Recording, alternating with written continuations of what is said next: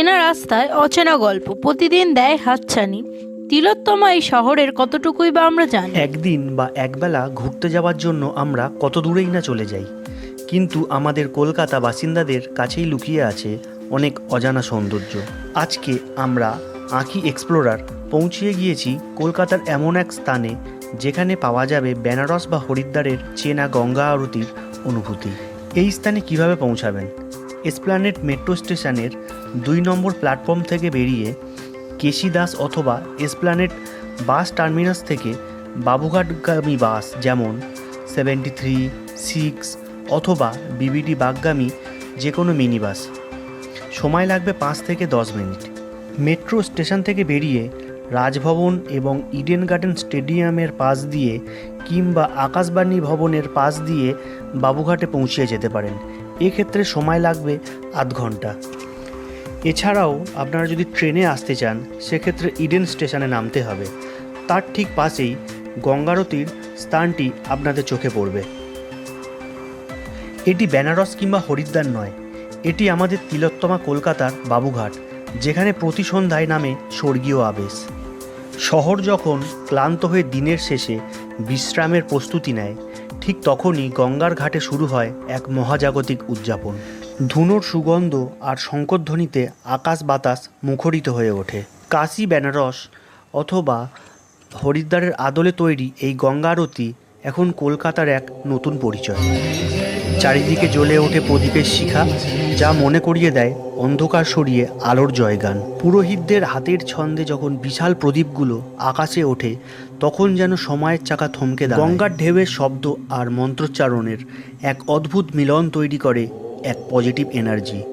প্রতিটি শিখা যেন ভক্তের প্রার্থনা নিয়ে পৌঁছে যায় পরমেশ্বরের কাছে। এখানে ধর্ম বা জাত বড় নয়, এখানে বড় হলো ভক্তি আর বিশ্বাস। গঙ্গার পাড়ে বসে এই আরতি দেখলে মনের সব ক্লান্তি নিমেষেই ধুয়ে মুছে যায়। মনে হয় যেন গঙ্গা মা নিজেই আমাদের আশীর্বাদ করছে।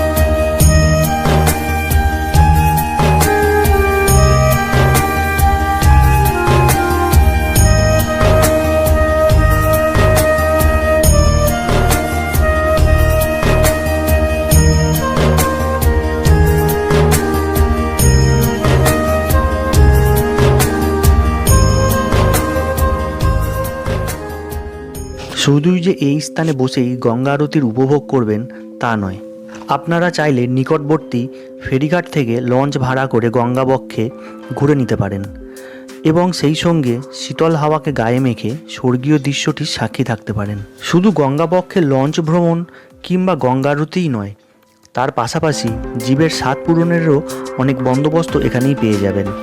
যাই হোক, যান্ত্রিক এই শহরের বুকে এক চিলতে শান্তি আপনার জন্য অপেক্ষা করছে। আপনি যদি কলকাতার এই পবিত্র রূপটির সাক্ষী না হয়ে থাকেন, তবে কোনো এক সন্ধ্যায় চলে আসুন বাবুঘাটে। ভালো লাগলে ভিডিওটি শেয়ার করবেন আর আমাদের এই সুন্দর ঐতিহ্যের সাথে জুড়ে থাকবেন।